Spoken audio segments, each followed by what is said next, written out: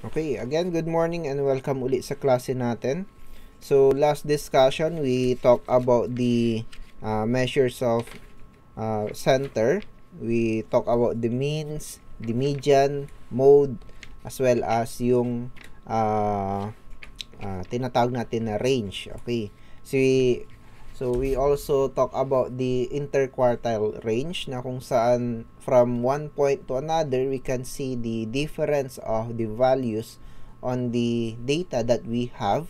Okay, so sa atin sa statistics, hindi lang naman yun yung hinahanap natin. Okay, but sometimes yung mga computation ng range is na gagamit natin when it comes to real life applications. Okay, tulad na lang po noong nakaraang pandemic, meron tayo nung range na ginamit nila para makita kung sino ba ang susceptible to risk ng COVID-19. Okay, so nakita nila that most of the victims of COVID-19 na namamatay is yung may katandaan, tapos may mga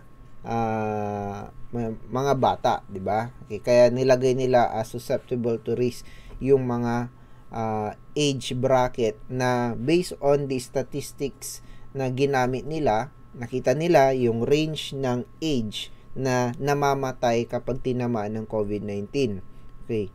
Nilagay din nila yung range na age na mayroong chance na mabuhay.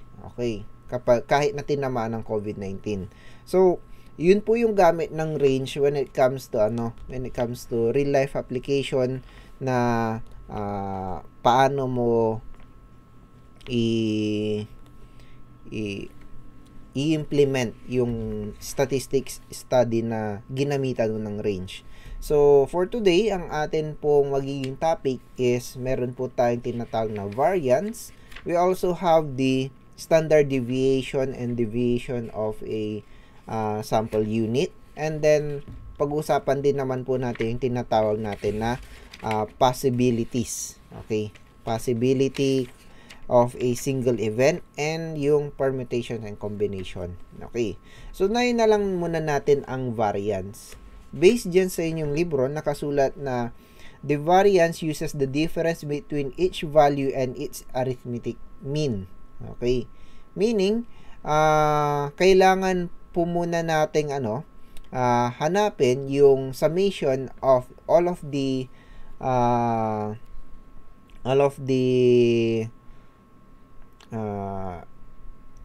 units nung nag-gather natin na data.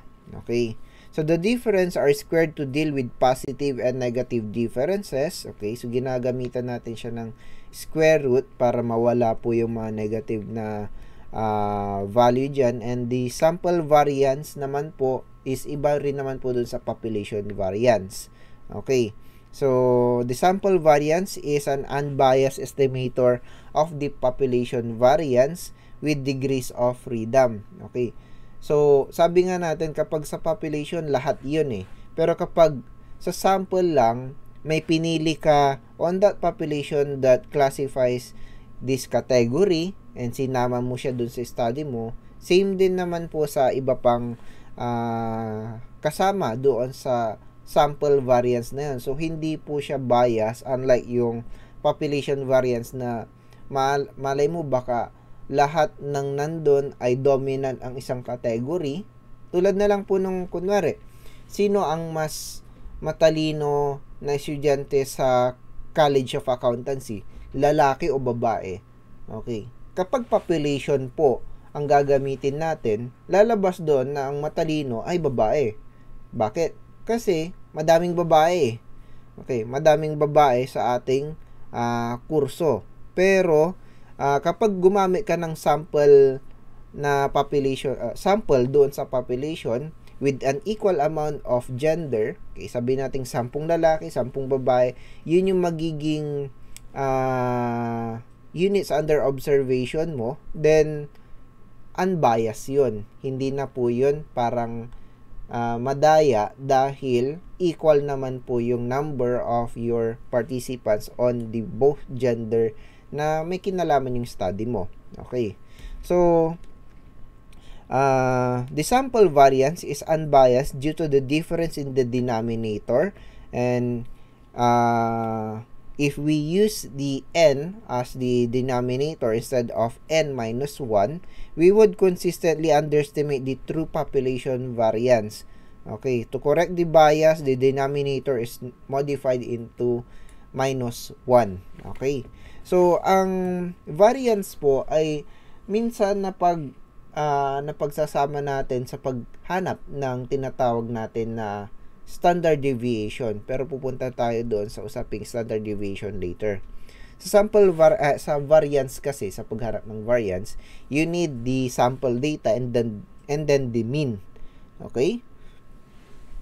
Okay, so with the example given dyan sa inyong libro, okay, and the equation na meron tayo dyan, dun sa population variance, yung O2, sabi niya dyan, or yung parang ano dyan, parang simple lang na formula, kung mapapansin po ninyo doon sa dito. Ayan, di makita. Ayan po. Okay. So, nakalagay dyan that this is the sigma or summation of all of your sample data minus your mean square. Okay. So, yung parang yun dyan, mean yan, ha? Okay. So, divided by the number of your population. So, in this case, let's try to use this formula sa isang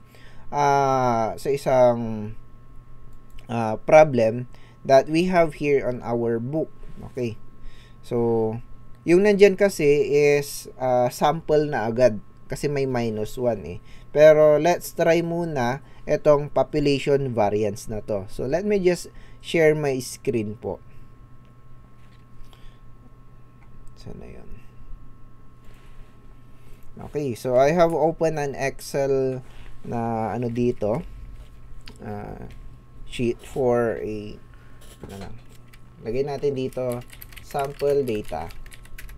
Okay, I hope na medyo nakikita nyo pa dyan, but if not, I'll just share my screen na lang po.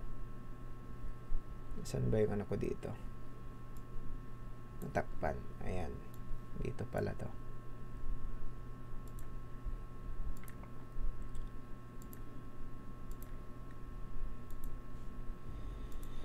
Okay. So, next, sample data. Let's try to use this as, ano na lang. Same na lang po dito sa ating nakalagay na example, 3, 5, and 7. Okay. Okay. Pero hindi natin gagamitin itong formula na nandito na kasi pang sample itong S2 sa next na page before ng standard deviation eh. Okay? So, sample data, yan, 3, 5, and 7. If we will be computing for the variance of the total population na meron tayo dito, then our formula would be like this one. Equals po yan ng inyong etong data na to, okay? Minus yung mean niya, okay? So, kung paano ba i-compute yung mean nito? Okay. So, average, di ba? Okay. So, kapag walang sinabing mean, hanapan mo ng mean. Pero pag may sinabi naman na mean, pwedeng yun ang gamitin mo. Okay. In this case, meron na silang sinabing mean. Sample mean yan kasi 5 eh. Pero if we will be finding the mean of these three values here, okay. So, equals to the average of this 3 number. Okay, yan din yun, di ba? 5. Okay? Pero kung wala namang sinabing mean, ko-compute nyo talaga yan. Okay, anyways, let's go back to our formula. Okay, so the sample data, the first sample data minus yung mean, and then square root mo lang yan, di ba? Okay, so sana gumana yung yan na ano. Okay, try lang natin kung gagana yan. Oo, gumagana siya. Minsan kasi ayaw gumana eh. Okay? And then, our second sample, second data on our population daw kunwari. Okay? Minus, of course, your mean. Yan. Raised to 2. Or square, sabi nila. Okay. And then, syempre, copy and paste mo na lang kung sakali yan, tinatamad ka. Or, nagra-rush ka. Yan. A3. Yan. Okay. So, we have the computation there para sa ating unang part. Okay. Divided by, kapag population, the number of your data na. Okay. So, 3. Diba? Unlike yung sample minus 1 kasi inaalis natin yung possible na difference ng population sa sample. Okay. So, in this the variance of the population population okay, is 2.66667.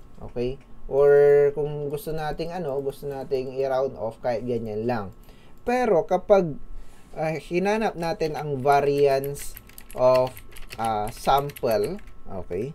Iba naman po ang lalabas. Syempre, using the formula na ginamit natin na meron din dito sa ating libro, ang lalabas po na magiging output dyan is hindi na ganon. Okay? Kasi meron tayong 3 minus 1 indicating this is the unbiased method ng ating sample. So, ang lalabas dyan is 4 na.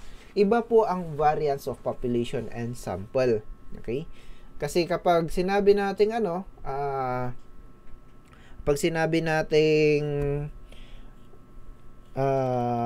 whole population, okay, some units there are dominant with the other, while on the sample lang naman po doon sa sa population, yung variance yung hinahanap natin, then we can see that the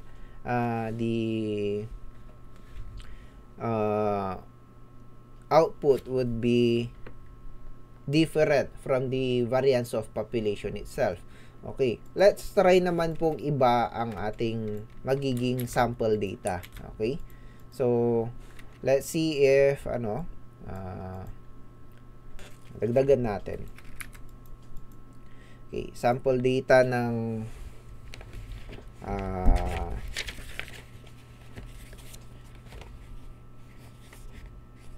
saan na yun? Wait lang.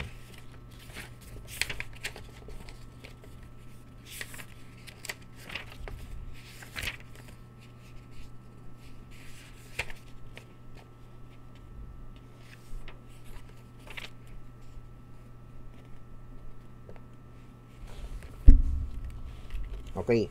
Kunwari, meron tayo dito.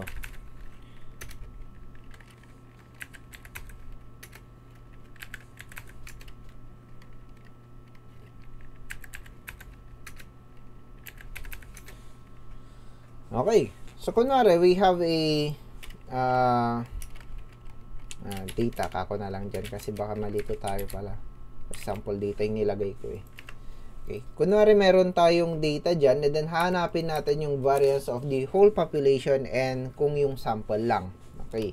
So, hanapin muna natin yung mean. Okay. Mean for the population would be equals to the average. Yan. Or kung gusto nyong i-add lahat, tapos divide nyo sa total number, then, yan. So, the mean for the population would be 394 if we have this value here. Pero kung sakali man po na sample lang naman po ang hinanap natin, let's say 3 out of 5 na items dyan. Okay. So, let's try to compute for that. Okay, iba naman po ang gagamitin. Okay. Sample data. Ayan. So, yung mean niya, kunwari, alisin daw natin ito at ito. The mean would be different from the population itself. So, kung ganon, gagamitan natin ng ibang value yung sa variance of sample. So, kunwari, sa variance of population, syempre, co-compute natin yan. Okay? This is equal to your first data that you have, okay, minus yung mean. Okay? So, yung mean mo is yung nakalagay, yung mean mo is yung nakalagay dyan na mean for the population. Okay? So, and then, syempre, open and close parenthesis natin yan, raised to the power of 2. Okay? And then, close natin. Okay, then plus. Copy na lang natin to para mas mabilis tayong 3, 4, 5, and then last one, 6. Ayan. Okay? So, this is divided into the total number of your population, which is 5. So, the variance of population would be, oops, may nakalimutan ba ako? Or sobra. Ayan. Ayan. So, the variance of population, tama siguro yun yung, tama lang. Okay, so the variance of population for this data that we have is, eto na po yun. Okay? So, 101,457.20. Okay? And then, try naman po natin yung sample. Pero yung sa sample, syempre, alam naman natin na iba na yung formula doon dahil hindi na lahat ng nandito ay kasama doon. Okay, so we'll just edit this one na lang po. Okay? So, the sample data and then the mean of the sample data raised to 2. Okay, ano ko na lang yan.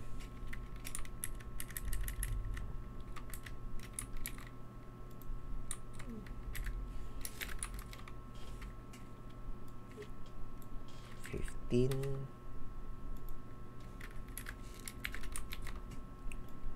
then 17. Okay. And then, syempre, minus 1. Okay. Sir, bakit ganun? Dalawa yung inalis nyo pero minus 1. Hindi. Yung minus 1 dyan, hindi naman yung number of the items na inalis mo dun sa population mo. Okay? This is just for getting the unbiased value for the sample. Okay? So, let's try to compute for that one. So, medyo malaki yung difference nilang dalawa. The variance of population and the variance of sample is magkaiba. Okay? So, yun po yung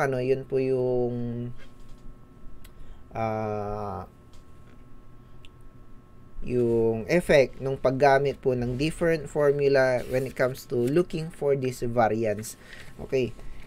In a simple analogy, itong variance na to is variety, pagkakaiba-iba.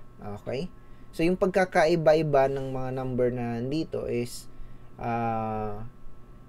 yun po yung ginagamit nila. In real life application, meron yung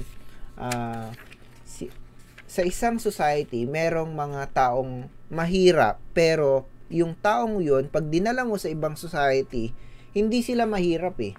Oo. Kasi iba yung population na nandun sa kinabilangan nila dati doon sa pinaglagyan mo sa kanila ngayon. Just like, kunwari, bakit kaya ang living cost of living ng isang tao sa isang lugar ay magkakaiba? Okay? Pag nandito ka sa Pilipinas, medyo mataas ang cost of living. Oo, kasi medyo marami tayong binabayaran eh. Pero pagdating mo sa ibang bansa, medyo relax naman. Bakit naman ganun? Parehas naman yung aking income, parehas naman yung aking mga ginagawa, pero hindi ako masyadong pressure or hindi ako nahihirapan pagdating doon sa ibang bansa. Okay. So, dahil yan po sa variance or pagkakaiba-iba ng mga value ng both sample data and population na pinagko-comparean mo. Okay. So, mapunta naman po tayo sa usaping standard deviation. Okay. Ang sabi dyan, the standard deviation is the square root of the variance. Oo. So, kapag itong variance na to is in square root mo, makakakuha ka na ng standard deviation. Okay? Pero sometimes, meron din naman po tayo ng mga standard deviation na iba naman po ang computation na ginagamit nila. And I can just recommend this computation na lang po para hindi tayo malito. Kasi pagdating sa pag mali na yung pagkakakompute mo ng variance, mali na rin agad kapag i-square root mo lang siya. Pero if you have the total data that listed doon para sa standard deviation mo, then you can just go directly na lang sa pag-compute ng standard deviation without relying on the variance na i-compute mo pa. Okay. So, let's try to create another example here. Maybe I can just create a value of x na lang po siguro. And then type ko na lang po yung mga dito. Mga number.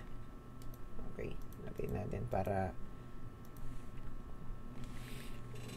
okay, so sulat ko na lang po dito. Okay, this is just a sample data.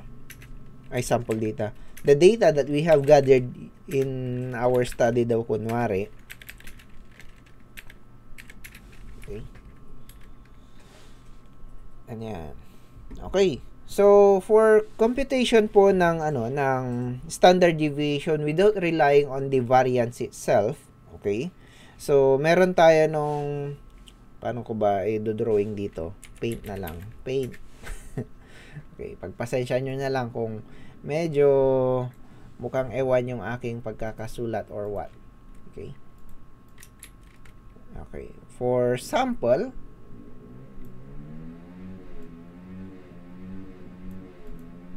and then this is for population, or lagay ko na lang O.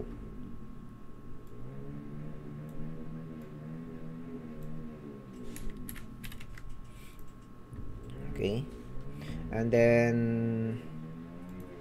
okay, good luck sa akin. Sana maganda yung aking pagkakasulat. Okay.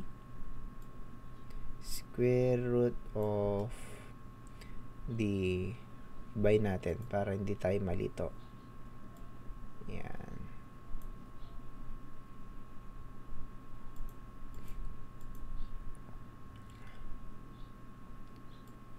Yan, sige, kaya ko to.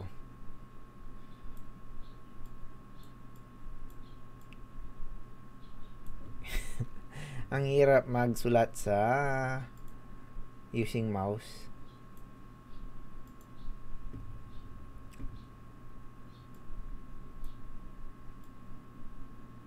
Yan. This formula is for computing standard deviation without the use of variance. Okay. Ayan, sige. Kaya pa naman. And yan, hinihiwalay ko para hindi tayo malito mamaya. Baka kasi pag madami ng number ay malito-lito na tayo. Okay, copy ko na lang to.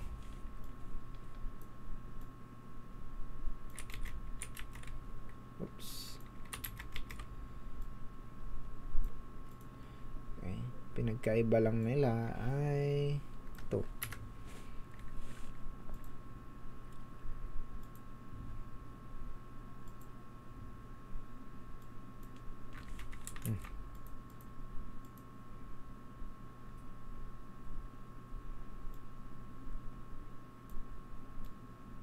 Yan. Okay. So yan, meron tayong formula almost the same po doon sa ating sa ating sample and then population na formula. Tabi ko na lang ito. Yan. Tapos to yan. Okay, so we'll compute for the sample standard deviation. Okay.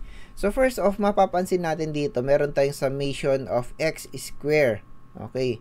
So kailangan muna nating hanapin yung mga ito, of course, din n dyan is the number of your data. Okay? So, total number of this is 10. Of course, ilagay na lang natin n is equals to 10. Ayan. Tapos, yung atin pong summation of x, ayan po. Try na lang po nating i-add muna ito. Okay? So, summation of x. Ayan. Lagay ko na lang dito sum of all of this number. Ayan po yun. Okay? And then, yung number na yan, raised to 2. Okay? So, yun na po yung ito yung kulay green. Yung lagay ko na lang dito ex square. Okay. So ex square is equal to this number here. Okay. Ayan, para hindi tayo malito. Lagay ko na lang dyan. Okay. And then syempre meron din tayo nung x square na sum nun. Iba po yun doon sa summation of your x square. Okay. So, x square, yung summation po nun, iba naman po yan. So, gawa tayo ng x square dito na data. So, ang gagawin lang natin is this value raised to 2. Ayan. So, ganun po ang gagawin natin sa lahat. And then, syempre, ang gagawin po natin is i-add lang natin sila kasi ang nandito lang naman is summation lang po nitong x square, so equals to the sum all of this value. Okay, so lipat natin yan. So summation of x, okay, paano ba to? Yan, para hindi tayo malito. So, equals to this number here. Okay. So, yan. Meron na tayo ng mga given doon sa ating formula na gagamitin. If you will be computing for the sample standard deviation, okay. So, standard deviation of sample, okay. Meron tayong mako-compute na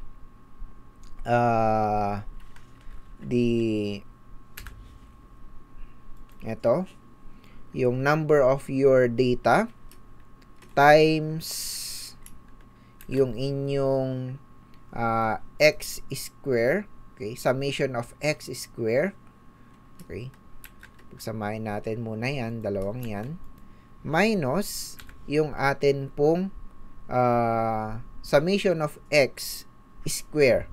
Okay. Iba po yun summation of the x or yung data and then ini-square mo siya. Okay. So, ito po yun. Okay. So, once na na-compute mo yan, ang gagawin natin based on this formula here, okay, divided by the total number of your population, okay, 10 minus, or ilagay na natin ito, okay, and then times yung 10 minus 1. Okay. Okay, sana hindi pa rin kayo nalilito. So, meron tayo ng formula for standard deviation of sample. The total number times yung summation of x square, okay, minus yung summation of x and then squared. Okay. So, ito po yun, yung E3 kanto. Ito yun. And then, square. So, after that, i-divide natin sila sa total number of your population or your data times yung total number of data minus 1. That is for sample. So, you'll have your nandito na value. And then, syempre, square root natin yan. So, the standard hindi pa ito yan. Yan. Paano ba to? Equal ko na lang para hindi kayo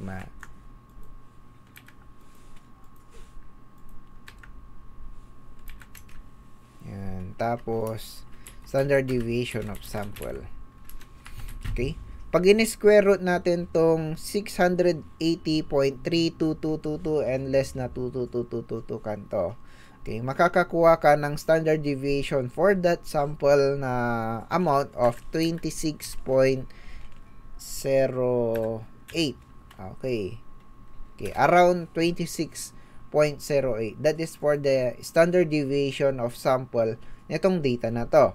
Okay. Okay. Pero kung sakali man po nang hinahanap natin ay hindi yung sample, kundi yung population na mismo, iba naman po yung magiging formula doon. Okay. So, using the same na given value there, okay? So, wala naman tayong hinanap na bago. So, ang gagawin lang natin is i-compute natin ito using this value here, okay? Times yung x square, yan, pagsamahin nating dalawa yan, minus yung x and then in-square mo siya. Ayan. Okay. After that, i-divide natin sila into the total number of your population or your data raised to 2. Hindi na yung minus 1, di ba?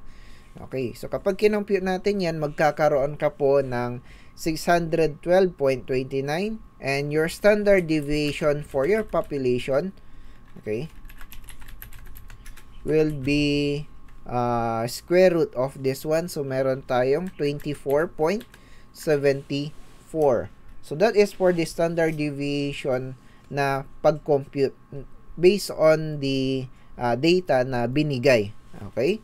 May mga times po na ang atin pong hinihingi ay hindi yung standard deviation ng lahat, kundi specific lang. And you need the mean for that. Okay? So, for example po, doon sa ating standard deviation of 93 kanto or 89, okay, in this data here, okay, yun lang hinahanap, yung 89 lang daw, okay. So, ang gagawin mo doon, kunwari, ang problem is look for the deviation. Okay, ito naman hindi ito yung lahat. Look for the deviation of 89 based on the data above. Okay, kunwari yan daw yung natin, yung problem. Okay? So, if you are currently looking for the deviation of 89, una mong gagawin is look for the mean. Okay?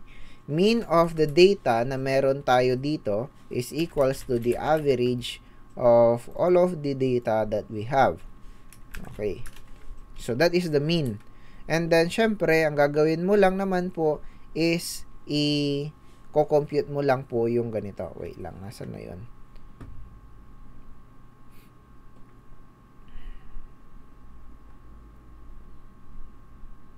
Wait lang po.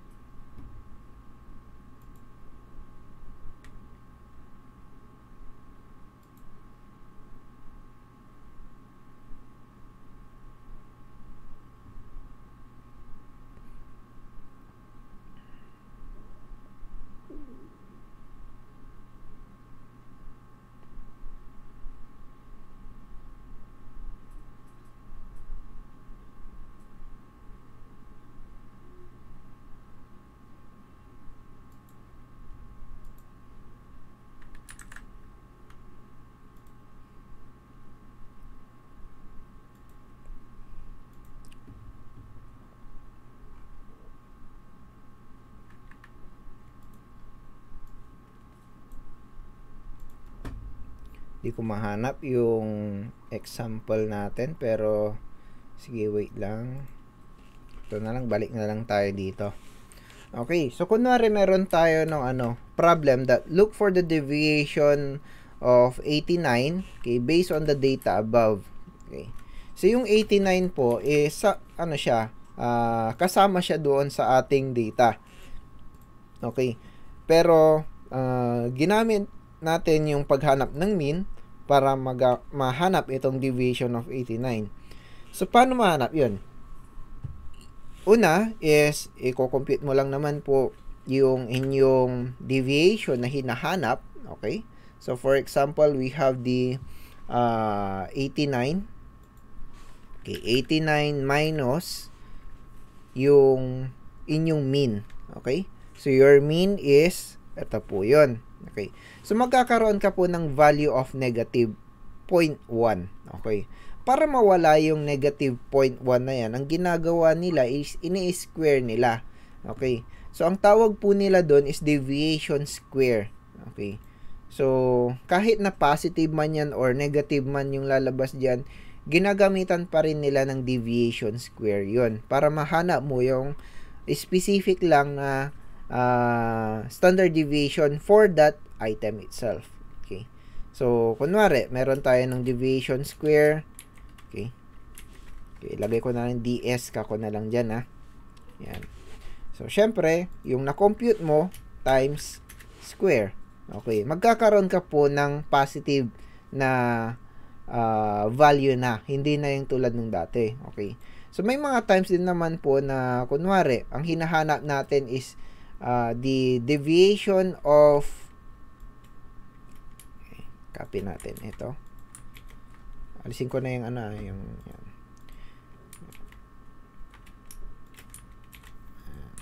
Look for the deviation of let's say 95. Okay? So the mean for this one would be the average of your data na located here. Ayan. So magkakaroon ka po ng dyan. Okay? Pero hindi na 89 yung natin, 95 na daw. 95 minus your mean.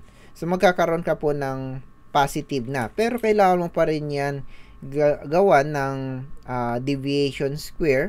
So the value would be this one and then i-square mo lang naman siya.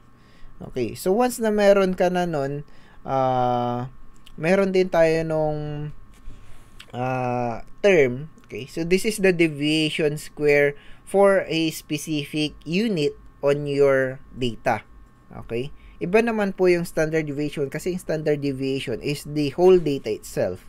Okay, so sometimes etong mga deviation square na yan, pinag-a-add natin sila para magkaroon ka po ng tinatawag na sum of square. Okay, so kunwari, lahat daw to, i-compute mo. Okay? Siyempre, i-compute mo yun isa-isa and then tatawagin mo yun as sum of square. So, yung mga sum of square na yun, sometimes they use that for calculating variance, pero ang pinakamadaling way para ma-compute ang variance is yung sinabi ko na rin kanina. Okay? Which is computed by the total of your data minus your mean square. Okay? Yung nandito sa natin sa example natin kanina. Okay? So diniscuss ko lang itong deviation square para pag tinanong din kayo kung ano yung deviation of this unit compared to the total population, then ang makukuha mo ay tulad nito. Okay? So, medyo bitin na yung oras natin. Okay? But, I hope you learned something po pagdating po sa pag-compute ng variance, standard deviation, and then the deviation of a unit compared to the population na meron tayo.